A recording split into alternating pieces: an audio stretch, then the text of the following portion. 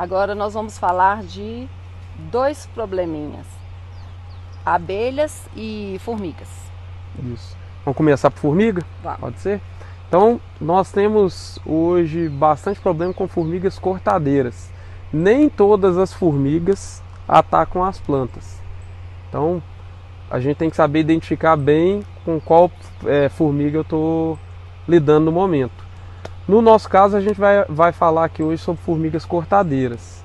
Formigas cortadeiras causam bastante estragos nas plantas e se eu tiver com mudas, dependendo da variedade, podem morrer com um ataque apenas das formigas.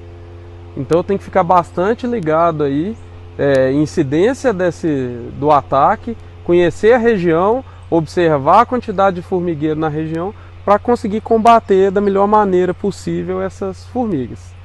Eu trouxe aqui duas maneiras de controle. Uma a isca granulada, que hoje é facilmente encontrada no mercado.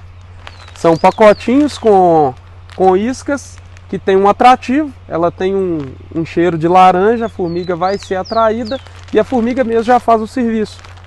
Eu vou vou abrir o pacotinho e deixar nos locais próximos das plantas que estão sendo atacadas e a formiga entra no pacotinho, já retira as iscas e leva para o formigueiro. Essa isca vai contaminar todo o fungo que a formiga alimenta, as folhas que a formiga corta, ela leva para dentro do formigueiro para criar e desenvolver um fungo que ela se alimenta lá dentro. Então essa isca vai contaminar esse fungo e aí vai extinguir todo o formigueiro. Outra maneira de controlar o ataque de formigas cortadeiras é utilizando o limitador de formiga. Essa estrutura aqui que parece um vasinho vazado.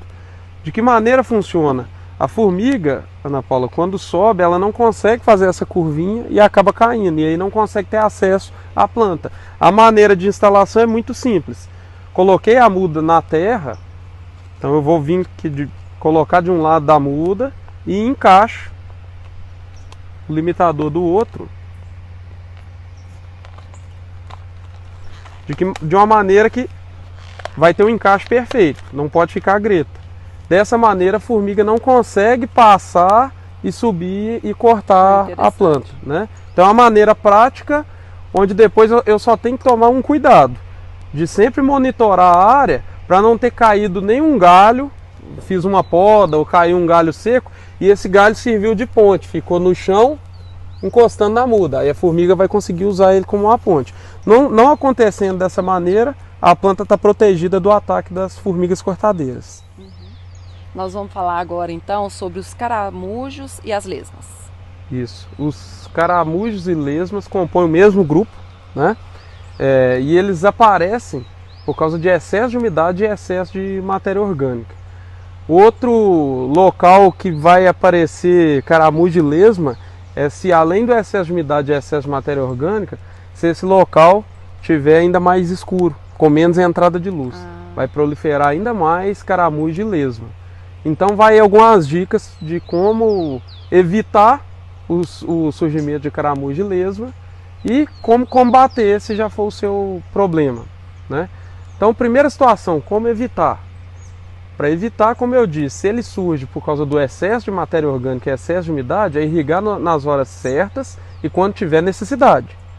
Se eu tenho um canteiro com hortaliças, ou mesmo que seja em vasos de flores, ou um canteiro de flores, né? E eu estou numa época do ano que eu não tenho tanta perca de água por evaporação, eu vou evitar de irrigar à tarde e vou irrigar mais pela manhã, porque aí eu tenho o dia com água e quando chegar à tarde e à noite eu vou ter um volume menor de água no solo. É o que você falou, que o mais escuro propicia eles, né? Propicia junto com a matéria orgânica e a umidade.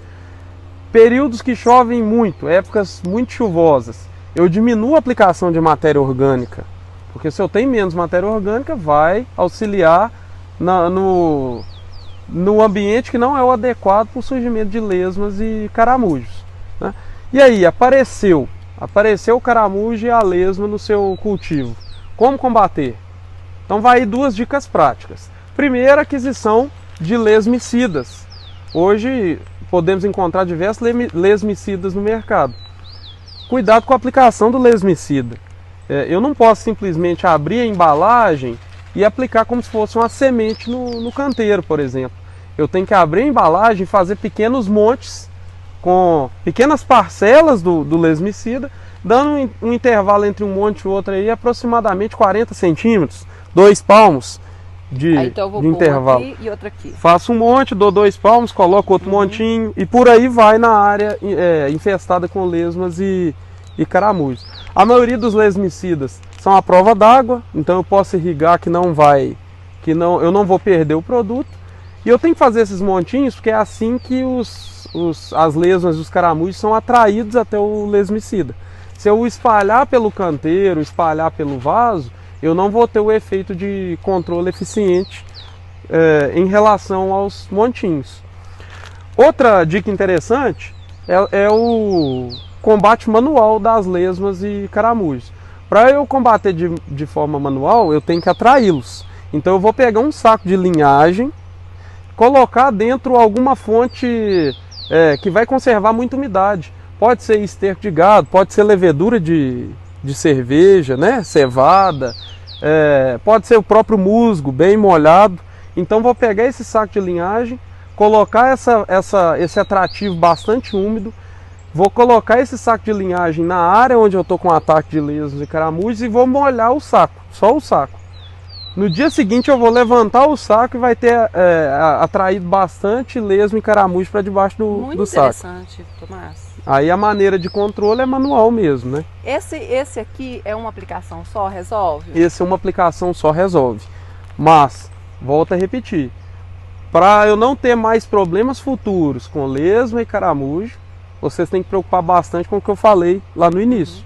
É não deixar o ambiente apto para o desenvolvimento das lesmas e caramujos, controlando aí excesso de matéria orgânica e controlando a umidade do solo.